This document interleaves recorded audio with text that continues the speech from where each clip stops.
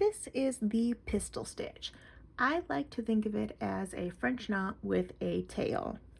It's not necessarily a knot per se, but it's kind of a decorative knot that sits on the front of your fabric.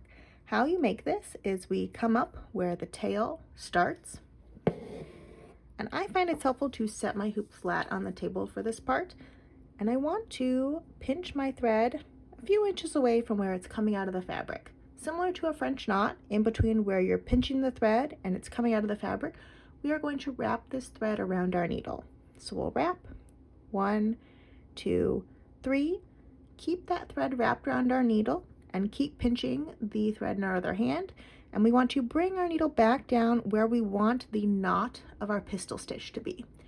And we want to just rest that in the fabric for a moment and gently tug the thread in our other hand so that all of that thread is now flush with the fabric and tightly wrapped around our needle.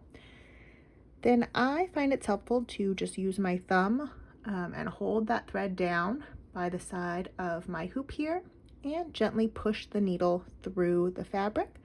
Sometimes you have to wiggle a little bit because it gets kind of tight. There we go. And just gently tug so you get a knot on the front of your fabric. And that is the pistol stitch.